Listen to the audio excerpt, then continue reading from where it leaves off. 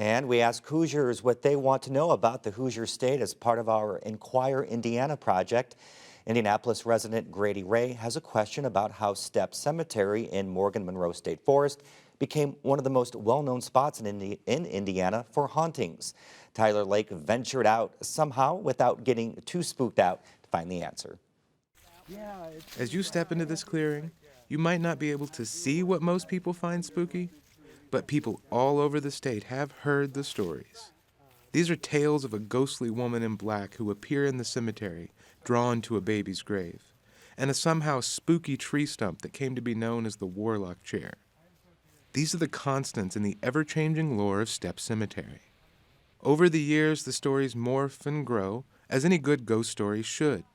New layers are added and old details lost. A curious Hoosier wanted to know why this place had such a spooky reputation. Cemeteries are often magnets for those looking for a scare, but what's so unique about Stepp? Well, according to a volume on Indiana folklore, most of the ghost stories seem to date back not much further than the 1950s, and many variations feature spirits who died in car accidents nearby.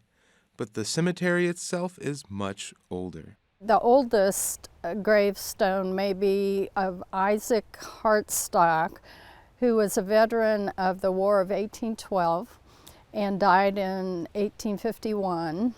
And for years, Stepp appeared to be just another rural cemetery. The first sign of anything unsavory here was around the turn of last century. According to Indiana Folklore Volume 5, the Crabbites, a mostly undocumented, somewhat fringe Christian sect, may have used the cemetery for some ritualistic practices. After a brief residency in the area, the Crabbites pulled up stakes and moved to Brown County. Rhonda Dunn has done some digging in the Brown County History Center's archives to find out the unusual history of the short-lived group. There's one part in Revelations where it said something about four corners of the earth where the angels would come.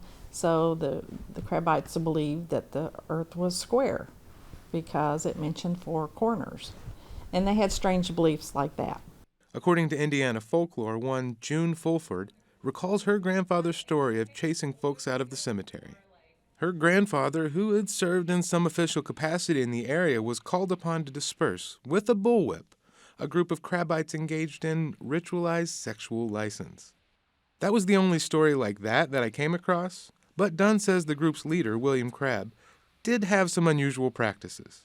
It was more like a circus draw. People wanted to come actually see somebody get bit by a snake and see if it was actually true. While the Crabbites weren't in the area long, they left their mark. After their departure, the cemetery gained a less than wholesome reputation. And the rural cemetery got even more remote in 1929 when it became part of the Morgan Monroe State Forest. And it's likely this remoteness only added to the lore. Once you're out here, it all makes sense. There are no cars passing by, no lights, no civilization to speak of. All you can hear is the wind rustling through the trees, and all you can really see are the broken headstones scattered about. A chill has even set in. It's the perfect place for a ghost sighting. Most of the stories about Stepp date back to the 1950s, 60s, and 70s. And as more teenagers got cars during those decades, they needed places to get away. Folklore texts say Stepp became a place for beer blasts and other late-night get-togethers for young people in the area. And as the kids gathered, the stories grew. The most well-known involves that ghostly woman in black, who for decades has roamed the cemetery, sometimes exhuming what some say is her dead child from his grave. That grave dates back decades and still sits in the back corner of the cemetery, where people continue to adorn it with toys. The story goes, a tree stump near the baby's grave became the place the woman in black set to hold the ghostly child. Then that stump somehow became the Warlock's chair, and curses of delayed death wove themselves into the fabric of the cemetery. And while it's always a little scary being out in the woods alone, I didn't see anything out of the ordinary, except broken headstones. And while we all love a good ghost story, the outsized reputation of Stepp has brought it more than its fair share of destruction and vandalism. The Warlock chair is gone now, but the stories remain. Ask enough people in Monroe County, even across the state, and you'll hear stories about sightings of women in black, tingling neck hairs, and even some new tales that in time will richen the lore of this sleepy cemetery in the woods. For Indiana Newsdesk, I'm Tyler Lake. We want to hear questions you have about Indiana, no matter how spooky the answers. Just go to WTIU.org/inquireindiana to submit your questions.